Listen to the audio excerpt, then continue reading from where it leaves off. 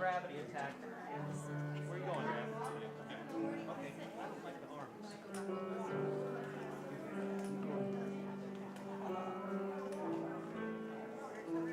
The arm took the same out right here.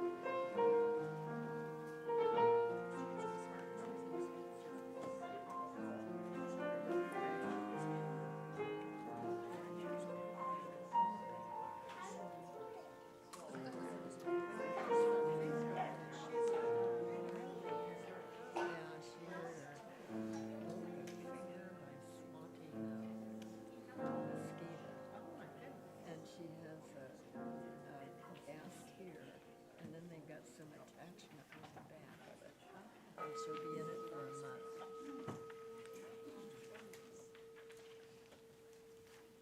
Good morning. Good morning. Welcome to the Unitarian Church of Lincoln. My name is Kathy Disney. My pronouns are she, her, and I am a worship associate of this church. Over the last few years, the way we have met has often changed.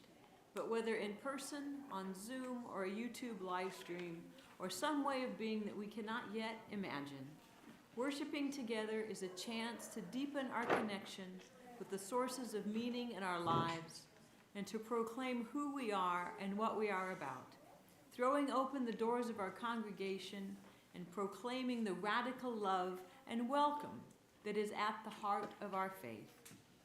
At this time, Mary Kay Stillwell from the Board of Trustees would like to offer her own welcome and give us a few announcements.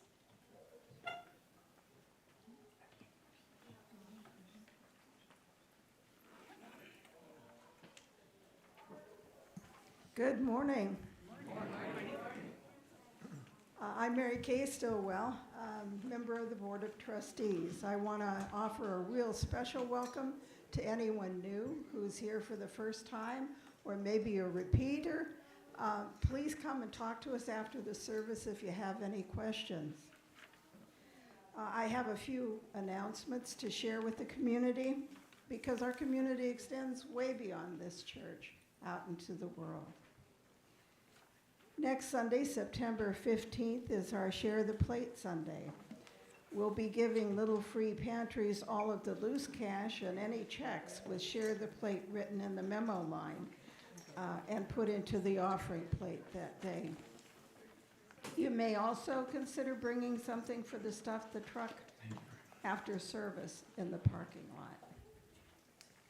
The music during the service today by Nick May is part of an ongoing project called the I Exist Project. The project amplifies the work of queer composers in light of recent acts of targeted violence, ongoing attempts to undermine queer rights, and the continued dehumanization endured by transgendered folk. The pursuit of this project becomes even more essential. You have the chance to hear more this afternoon. Please come back this afternoon at 3. We're hosting Nick May's concert right here in the sanctuary. That's 3 o'clock this afternoon. And keep your eye on the Friday e-blast for up-to-date information about these and other events. Thanks. Thank you, Mary Kay. The Unitarian Church of Lincoln aspires to be a loving community uniting reason with spiritual exploration to transform ourselves and our world.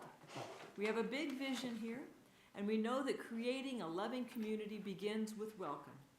So whether this is your first time or your 467th or your 773rd, you are welcome here. If you come hopeful or heartbroken, whatever your age, skin color, whomever you love, you are welcome here. As we enter into worship, take a moment to center yourself in this space. Find a comfortable place with your body. Take a few deep breaths, and let us continue into worship with our chalice lighting. Our chalice lighting words today are by John Corrado. Here we are. Here we are. Children at the big party, having our moment in the sun. Our piece of the action, till our bodies give way and we are called home. We're one big, not always happy family, given life and breath by an eternal parent whom we dearly long to know. Now we have our one shot at it, our one time to be a conscious part of this ongoing cavalcade. It's not a free and easy trip.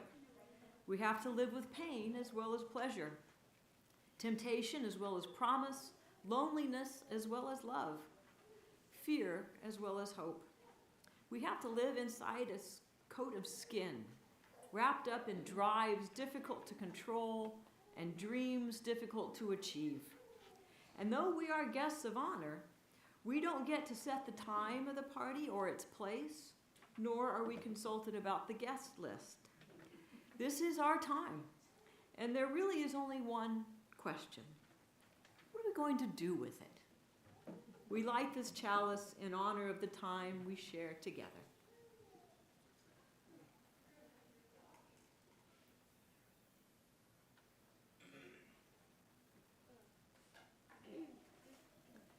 Please rise in body or spirit and join in singing our opening hymn, number 66 in the gray hymnal, When the Summer Sun is Shining.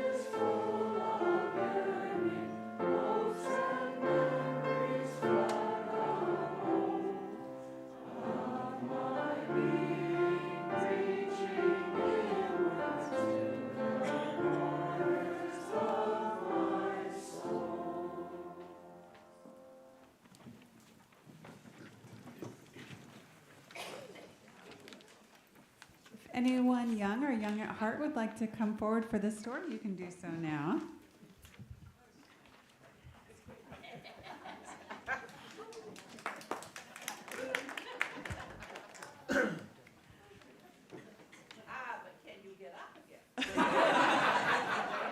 Joanna said, "Oh, but can you get up again?" Our story today is called Charlie Anderson, and it is written by Barbara Abercrombie. One cold night, a cat walked out of the woods, up the steps, across the deck, and into the house where Elizabeth and Sarah lived. How would you feel if a cat just walked into your house? He curled up next to their fireplace to get warm. He watched the 6 o'clock news on TV, and he tasted their dinner. He tried out their beds. He decided to stay, and the girls named him Charlie. Every morning, Charlie would disappear into the woods again. And at night, when he came home, Elizabeth brushed him clean, fed him dinner, and made a space for him at the foot of her bed. He liked Elizabeth's bed the best, and sometimes she would wake up in the middle of the night and hear him purring in the dark. Sarah called him baby and dressed him up in doll clothes. And when it snowed, Elizabeth and Sarah's mother heated Charlie's milk before he left for the woods. He grew fatter, and every day he purred louder and louder. And on weekends, the girls stayed with their father and stepmother in the city. They wanted to bring Charlie with them, but their mother said he would miss the woods way too much. Charlie's a country cat, she told them. Well, one stormy night, Charlie didn't come home. How would you feel if your cat didn't come home? You'd be kind of sad. Yeah. Elizabeth and Sarah stayed out on the deck and called his name, but no Charlie. Where was he? Why wouldn't he come out of the woods? Was he all right? All night long, Elizabeth listened to the rain beating on the roof and the wind rattling the windows. Was he cold? Was he hurt? Where was Charlie? And in the morning, Elizabeth and Sarah looked for him. They asked the lady down the road if she'd seen their cat. She said no. She offered them cookies, but they were too worried to eat anything. They went to the new house on the other side of the woods. Have you seen our cat? His name's Charlie. He's very fat and he has gray striped fur. Well, we have a cat with gray striped fur, said the man, but his name's not Charlie, it's Anderson. He's upstairs, asleep on our bed. They heard a meow, and down the stairs came a very fat cat with gray striped fur. Charlie, Sarah and Elizabeth cried. No, that's Anderson, said the woman. We've had him for 7 years. Right, Anderson? He looked at her. He began to purr. But it is Charlie, Sarah said. He looked at her and purred louder. Is he ever here at night? Elizabeth asked. Oh, Anderson is a hunter, said the man. He prowls the woods at night. Although we heard from some neighbors across the way that he sometimes stops by their place. Another family on the other side of the woods said that he used to come by and they'd give him scraps of meat. Well, Charlie sleeps in my bed at night, Elizabeth said, and he leaves for the woods after breakfast. Anderson comes home at breakfast time, said the woman, and he leaves right after dinner. They all looked at the cat. He sat at their feet, very happy and very fat. And they call him Charlie Anderson now. And sometimes in bed at night, Elizabeth asks him, "Who do you love best, Charlie Anderson?" But he doesn't respond. He just sits at her feet and purrs in the dark. Charlie Anderson, the cat who has many adventures, many homes, and lots of love. And that is the end of our story. As the guest music plays, the children can head to their classroom.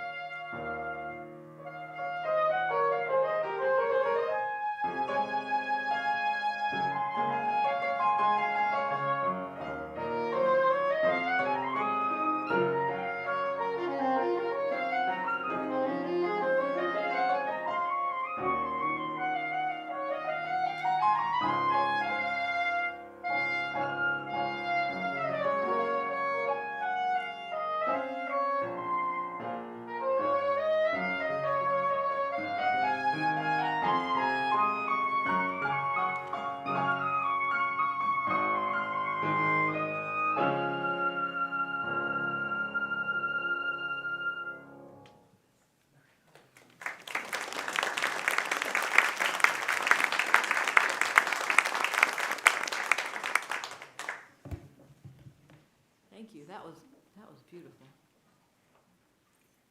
A central part of our service is the time we join together as a community to mark the moments of our lives.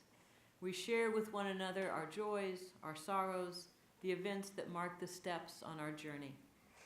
The threads of sorrow and those of joy are woven in the fabric of our lives, present for all, remembered by all. We share those threads, and they are woven together with others in our community. Our joys are shared and magnified. We are comforted in our sorrows. I invite you to type into the chat, if you're online, or to speak into this shared space your name or the name of another you wish to be remembered in sorrow. Linda. Jason and Linda. Linda. Chase. Deb. Deb. Sorry. Deb. Deb. Mark and Bailey. Mark and Bailey. Erica and Megan. Derek and Megan. Erica. Erica and Megan. Orly. Orly. Adam. Adam.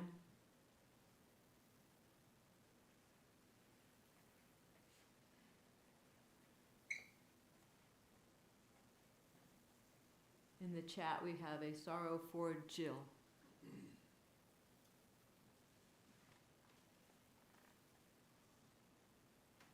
Joy is also a part of this community, so I invite you to type into the chat or to speak into this shared space your name or the name of another you wish to be remembered in joy. And I will start with gratitude for Denise Dickinson, who makes us delicious cookies every Sunday.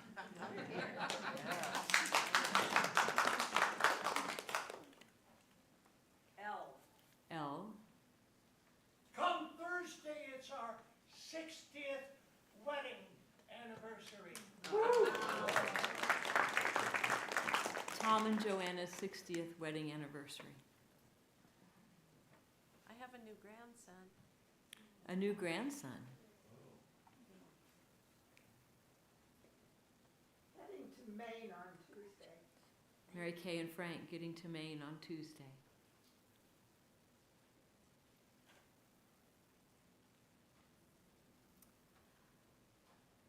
Because there is a lapse between what is online and what we have here in person, we have sorrow that I will come back to now. From Jason Slaughter, Sorrow and Joy. My mother passed away on Thursday morning. She is no longer in any pain. She leaves a large hole in our family. And Erica Berkey Rios has a joy, a memorable family vacation with my son and daughter. We know, too, that there are some joys and some sorrows that are yet unspoken, but deeply felt. Let us hold a moment of silence for everything that is unspoken.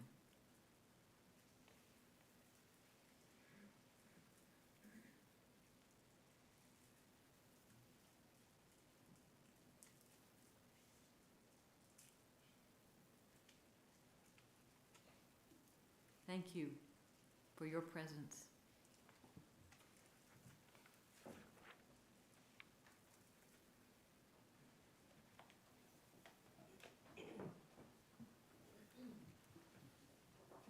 Will you join me now in a time of prayer and meditation?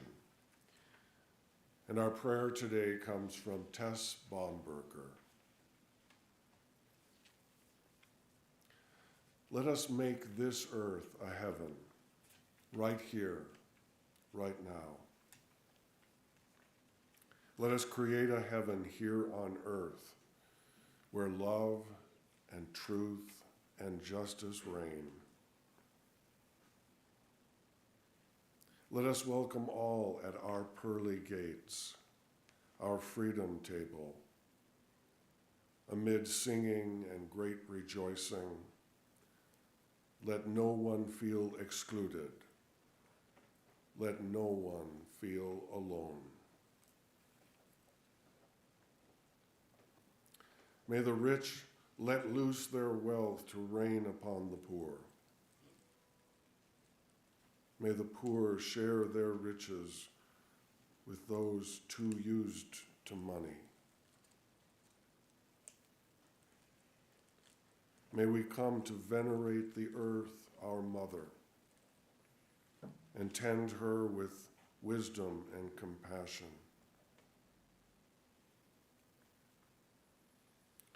May we make our earth an Eden, a paradise. May no one wish to leave her.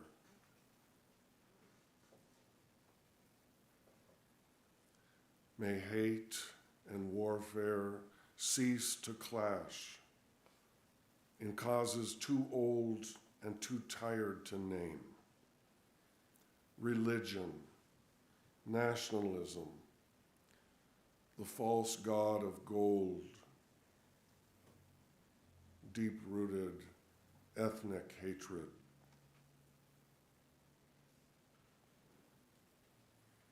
May all of these disperse and wane. May we see each other's true selves. May we all dwell together in peace and joy and understanding. Let us make a heaven here on earth before it is too late. Let us make this earth a heaven for each other's sake. May it be so, and amen.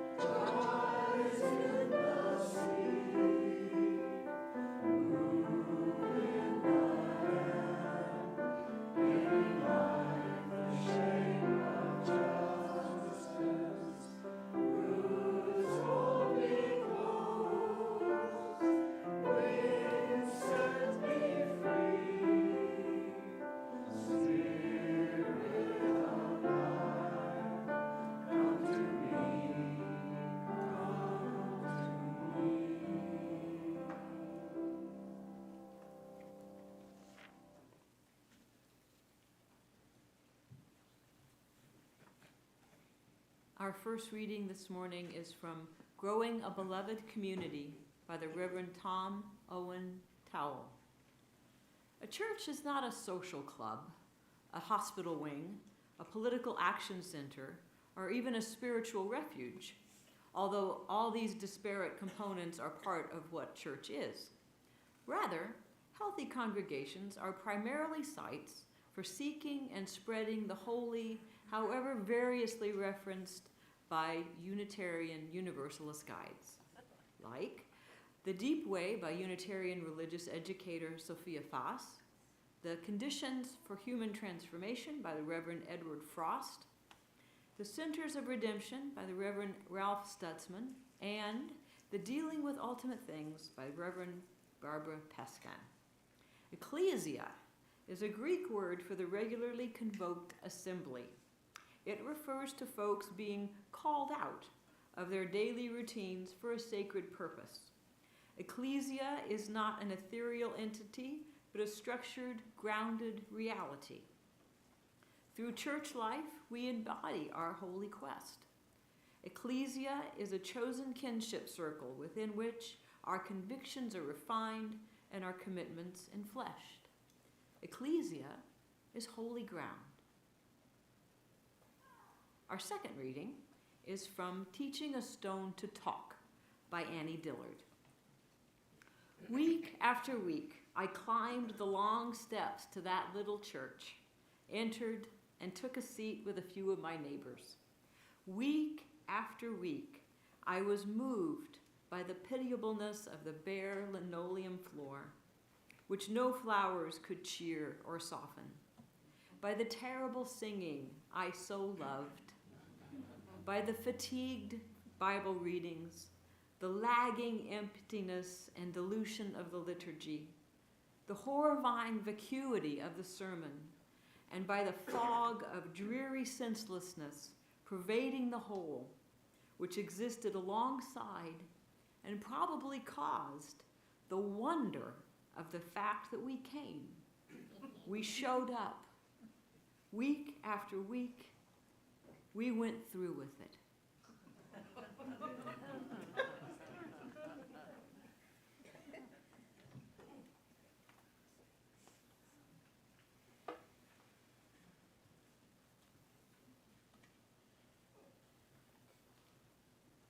Each week, we take up a collection to support the work of this church and our partners in the community. We do this because just as we all grow from our participation in this community, we all give back through our time, our talent, and our treasure. As we listen to the next piece of music, the ushers will pass our offering plates. You can also give by texting UC Lincoln and the amount to 73256. That is UC Lincoln and the amount to 73256. The offering will now be gratefully received.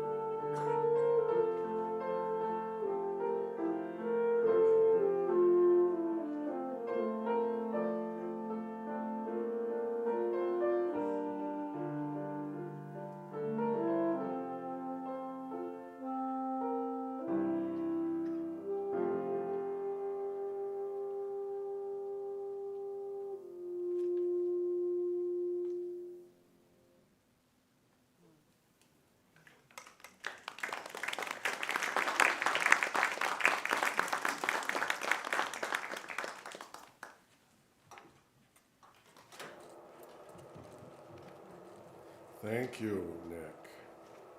And good morning, Lincoln. It's a joy to be with you today. My name is Reverend A.J. Galazin. I'm your interim minister.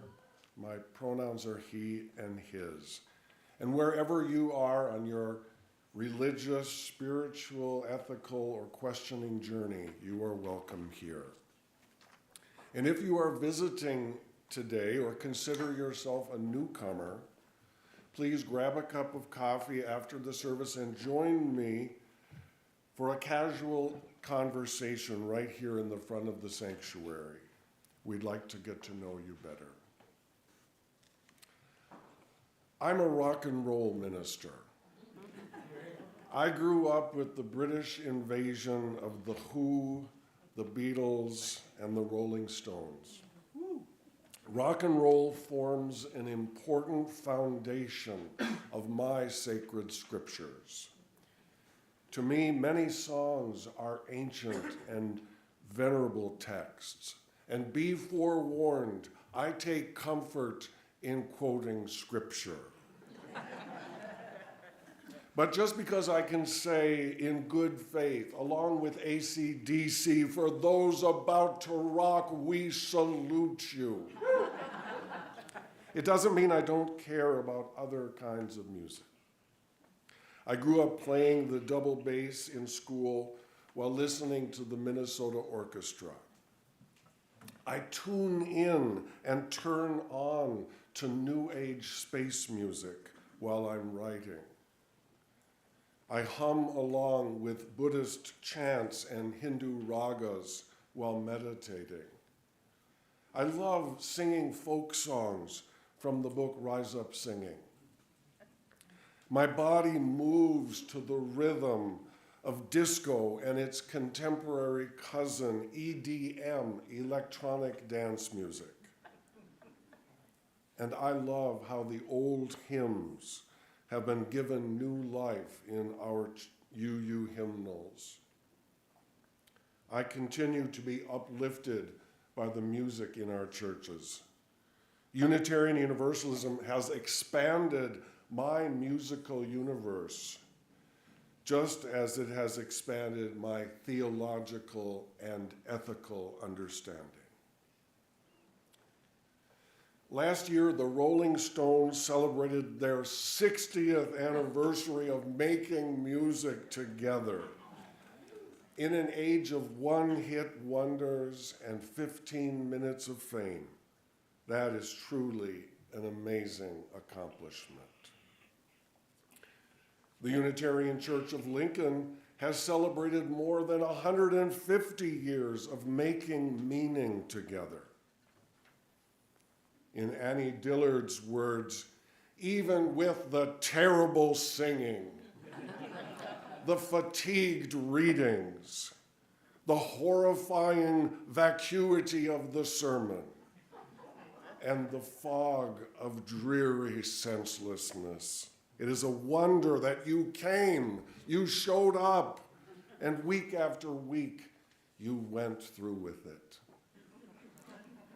She had me at the horrifying vacuity of the sermon.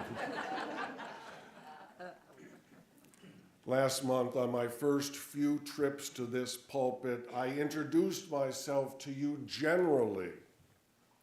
With self-selected disclosures, I chose sparingly. But you understand intuitively there's much more to me than I have shared so far. But we all need to start somewhere. This Sunday, I'm turning the tables and asking you, in the words of The Who are you? Woo, woo, woo, woo. And I'm not speaking about each one of you individually. I know that over time we will get to know each other as people. Today I'm asking, who are you as the Unitarian Church of Lincoln? How do you collectively self-select the institutional identities you want to disclose to the world? How do you embody and enflesh the living word of this faith? One of the important goals of the first year of interim ministry is coming to terms with the history of the congregation by revisiting your origin story, your myths, and your legends. Knowing your own history is key to help you frame where you want to go from here. The philosopher George Santayana famously encapsulated this idea with the phrase, "Those who cannot remember the past are condemned to repeat it." Now, I take some issue with the word condemned, since many things in the past may be joyfully repeated, like enjoying a Dairy Queen or listening to a favorite song from long, long ago. But I get his general idea.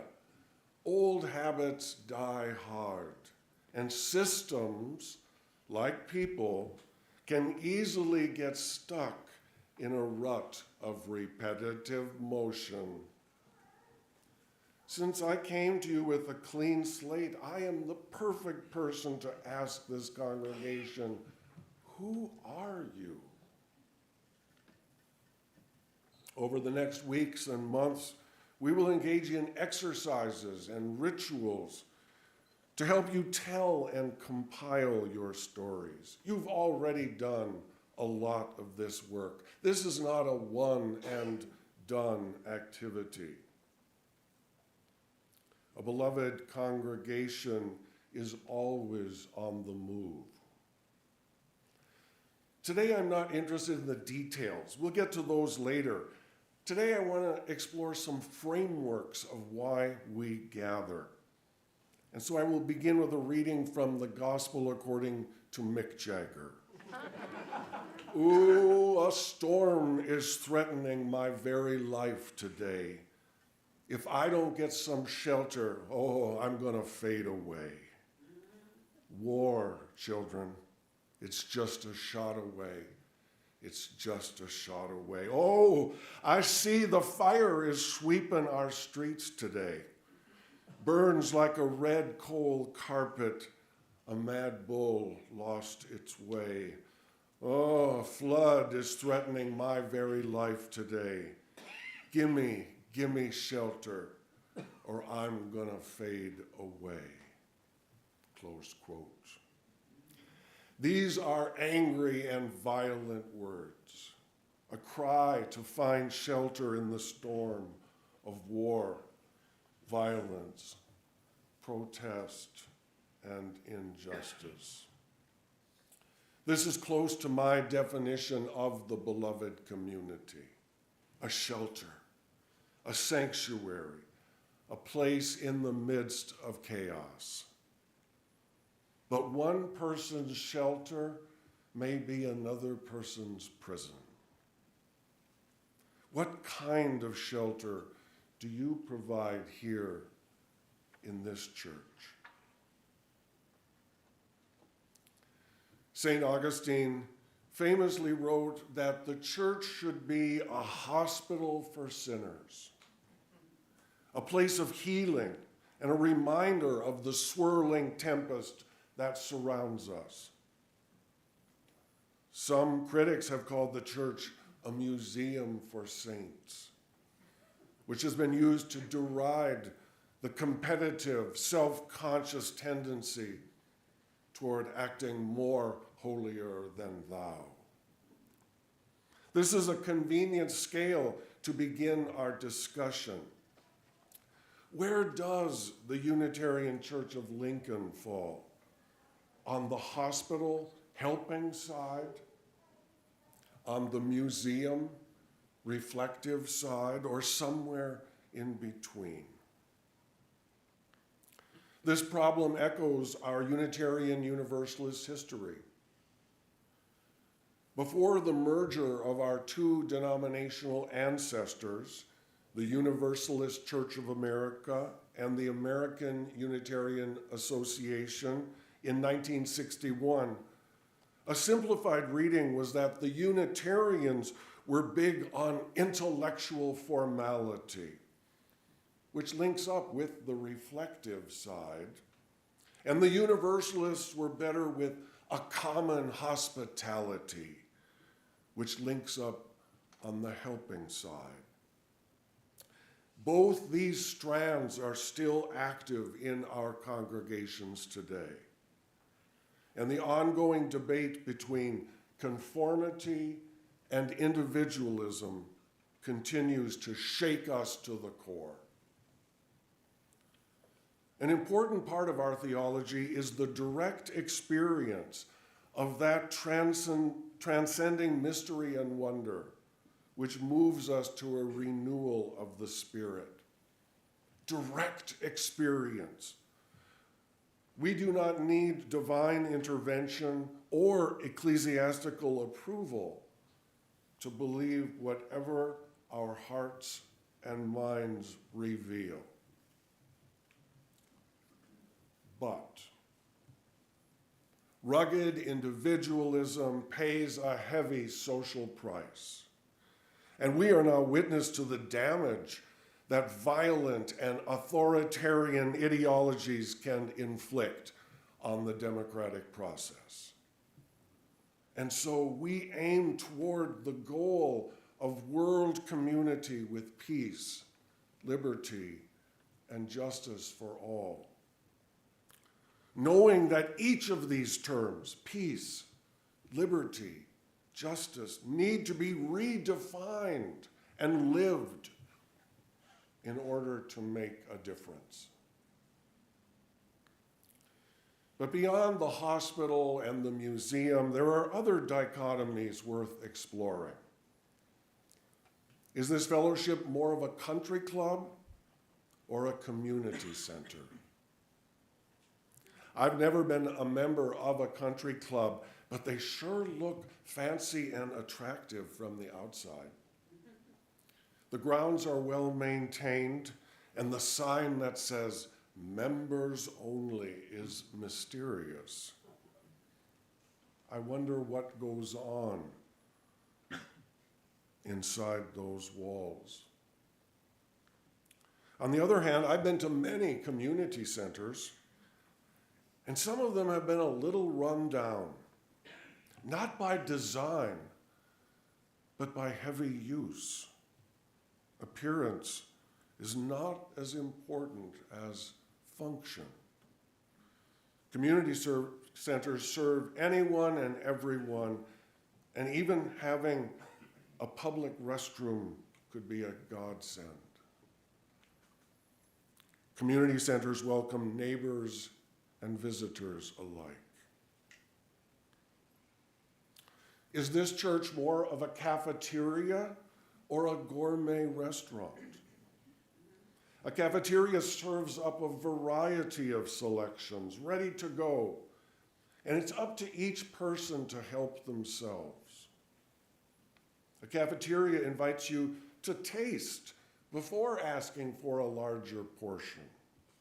You may not discover you enjoy something until you try it. A gourmet restaurant has higher standards and serves a distinct type of cuisine. The service is impeccable and tailored to each diner. Relax, everything will be brought to your table. But when you order, you never know what you will get until the whole package arrives. Many UU congregations find themselves set apart or isolated from the surrounding community for self-protection.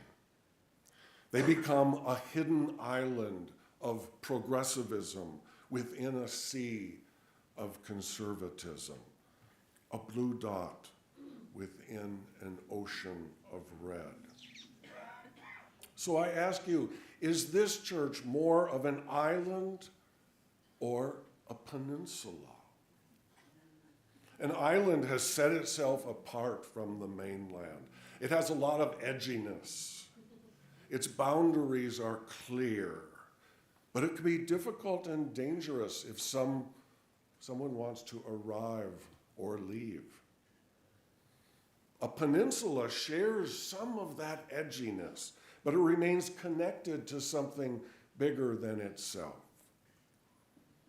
A peninsula maintains relationships that the island has rejected. Because a peninsula is easier to access, visitors might feel more welcome. And they can always turn around and run. Hospital, museum, country club, community center, cafeteria, restaurant, island, peninsula. These are some possibilities. You might have other ideas. Please tell me what you think this place is. Reverend Tom Owen Toll wrote, quote, "A church is not a social club, a hospital wing, a political action center, or even a spiritual refuge, even though all these disparate components are part of what a church is. Ecclesia is not an ethereal entity, but a structured, grounded reality. Ecclesia is a chosen kinship circle within which our convictions are refined and our commitments enfleshed. Ecclesia is holy ground." Close quote. To which I say, yes, I appreciate this holy ground, but please give me shelter. Give me shelter. When we gather on this holy ground, our need for shelter varies from person to person. Our need for shelter is very real. Your assignment this week, should you choose to accept it, is to ask yourself, what kind of shelter does this church offer? Are there different types of shelter for members, for visitors, for strangers? And eventually, for extra credit, what kind of shelter do you need? What kind of shelter would keep your commitments enfleshed? I close with a passage from the Gospel according to Mick Jagger and Keith Richards. You can't always get what you want, but if you try sometime, you just might find you get what you need. May it be so, and amen. Please rise now for our closing hymn number 36, When in Our Music.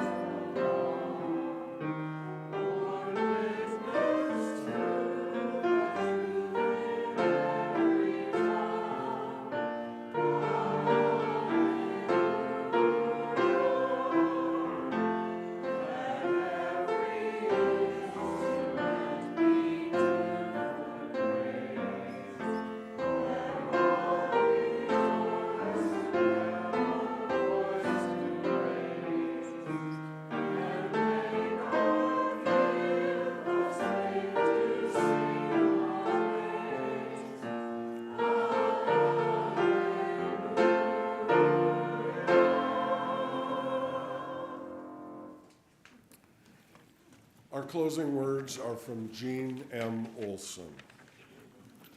May you be brave enough to expose your aching woundedness and reveal your vulnerability.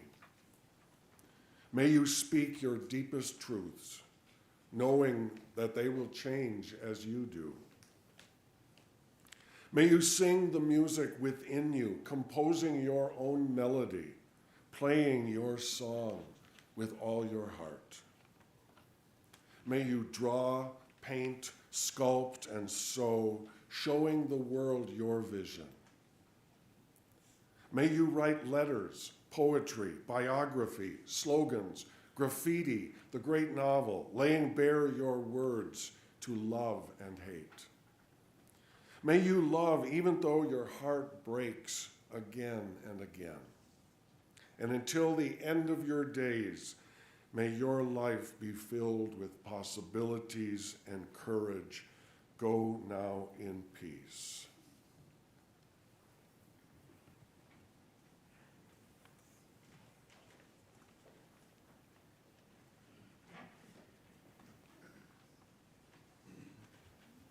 Excuse me real quick, is this on? Oh, just speak out. Okay, so, my name is Nick.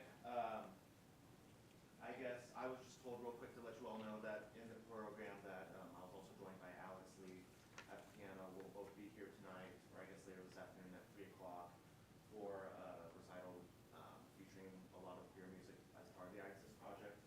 We drove up from Kansas City this morning, and it's gonna be a wonderful afternoon, sharing music with you all, so hope you all